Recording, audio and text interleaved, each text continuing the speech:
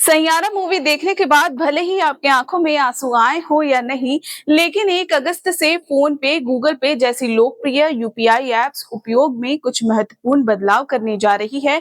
ये जान ले, वरना आपकी आंखों से आंसू जरूर निकल आएंगे। हालांकि यूजर्स को कोई अपडेट करने की आवश्यकता नहीं होगी, लेकिन यूपीआई को संचालन करने वाली संस्था national payment corporation of India यानी एनपीसीआई इसके बैक एंड सिस्टम में बड़ा बदलाव करने जा रही है।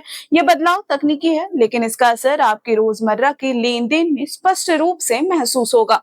सबसे बड़ा बदलाव ऑटो पे सिस्टम को लेकर है। यदि आपने नेटफ्लिक्स जैसी सर्विसेज या एसआईपी या किराया भुगतान के लिए ऑटो डेबिट सेट किया है, तो अब यह पेमेंट रिक्वेस्ट रात के 12 बजे से लेकर सुबह के 7 बजे के बीच आएगी। एनपीसीआई का उद्देश्य है कि सुबह के व्यस्त समय में सर्वर पर अनावश्यक लोड ना पड़े और आपकी अन्य पेमेंट्स में देरी ना हो।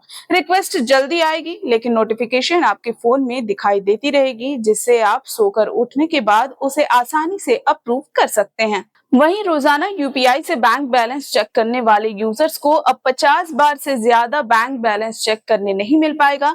एनपीसीआई इस प्रक्रिया को सीमित रखने जा रही है, ताकि बार बार बैंक बैलेंस चेक करने से सर्वर पर दबाव ना बढ़े। हालांकि यह बदलाव सामान्य उपभोक्ताओं को शायद ही महसूस होगा, लेकिन यह बोर्ड्स और अत्यधिक एक्टिव यूजर्स की गतिविधियों को नियंत्रित करने के लिए किया जा रहा है। सबसे राहत की बात यह है कि फेल हो चुके ट्रांजैक्शंस का स्टेटस अब बहुत जल्द मिलेगा। अभी तक पैसे कटने के बाद प्रोसेसिंग या पेंडिंग जैसे स्टेटस यूजर्स को कई मिनटों तक इंतजार कराने पर मजबूर करवा देते थे, लेकिन अब ऐप्स को निर्देश दिया गया है कि वे सक्सेस या फेल का स्टेटस रियल टाइम में अपडेट करें। इससे कंफ्यूजन कम होगा और बार बार पूछने की जरूरत नहीं पड़ेगी कि क्या पैसे पहुंच गए हैं या फिर नहीं।